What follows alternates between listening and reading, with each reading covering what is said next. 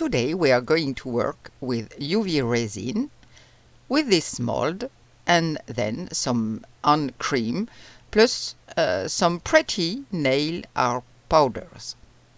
Let's get started.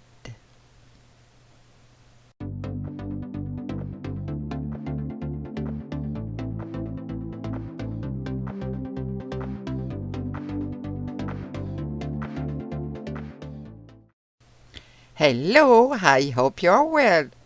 I'm going to continue experimenting with Daniel Cooper's video because I think they are so cool and beautiful. I love what he does, and every time he tries something new, I want to try it. So, I show you what I've tried with different success rates.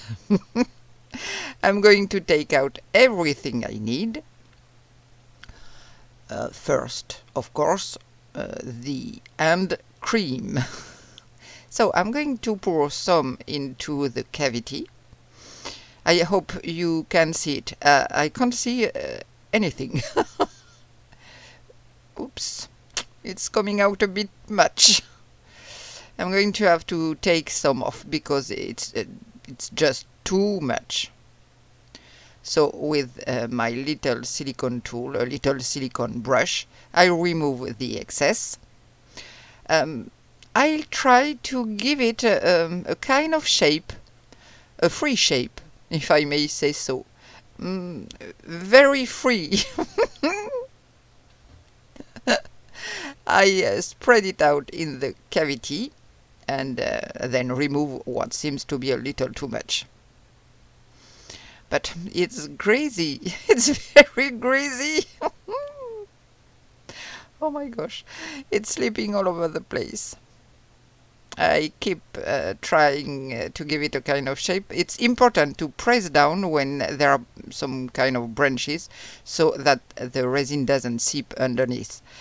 I've got to get my cream flat on the bottom. And then I take a cotton tip to finish off because otherwise I'll be doing this cleaning for hours. So here my cream isn't a waste, in fact, because it's a very old cream that I don't dare use on my hands anymore because it's I don't know how many years old. So I finish my tube with this.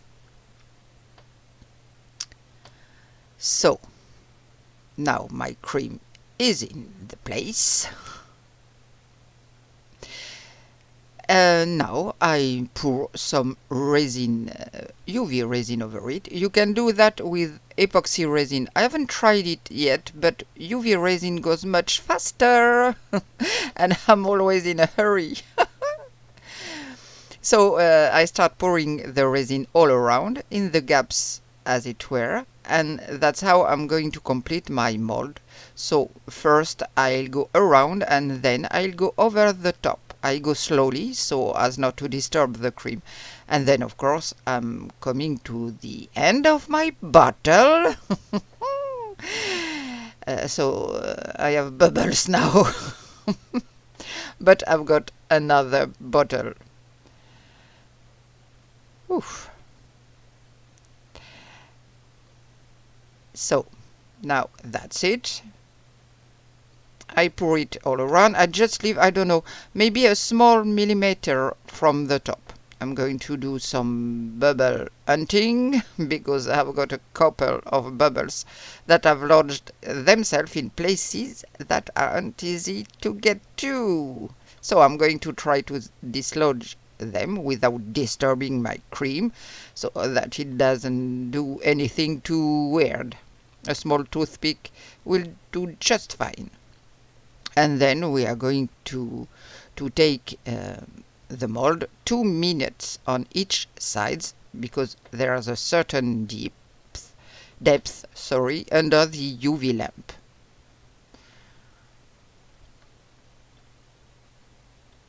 Okay, it's ready. It hardened for 2 minutes on each side, and now it's time to apply my nail powder. I've got 2 here in a little pocket. I'll take one at random. We can't see really the color. I think it's a purple-green color, something like that.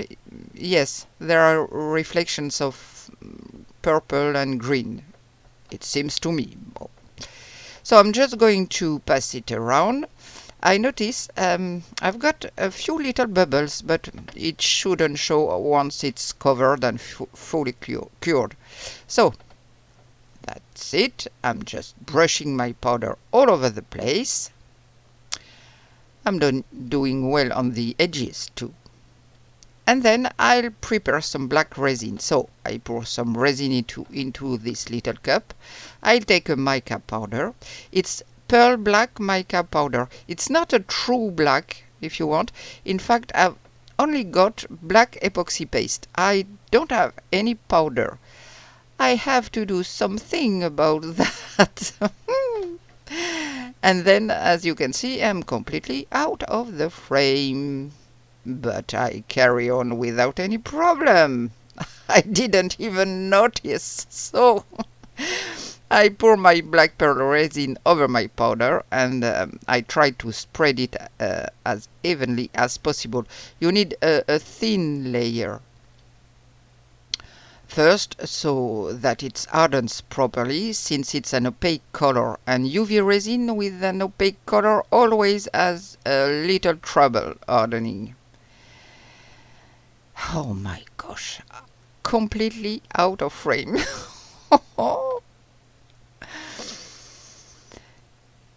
So that's it. I move my mold around so that it spreads evenly, and then with my little rubber brush I spread it out, but without going to the bottom, without touching the powder, so as not to leave a mark. Ah, you can see better. And now I have to remove the bubbles because I've got a few. I'll fill in first so that I don't run out too much. And then I'll put my mold for 2 minutes on each side under the UV lamp. Now it's hardened. I hope. I'm now going to take it out, and then of course I push my mold to my right, which means I'm off camera again. Oh my goodness, I'm so sorry. Now it's time to wipe off all that cream because there's quite a lot of it. Yes, it's lovely. It's so nice. Did you see those green, violet and pink highlights? Oof, I just love it. I love it so much. Of course, where the cream was, it's in the hollow, and that's really nice and not usual. I have to clean it up a bit more because there's still some cream on it. And my gloves are full of cream. I tried to wipe it off, but it's not good. My hands are a bit greasy. But really, I think it's really nice. I like the light when you move it around.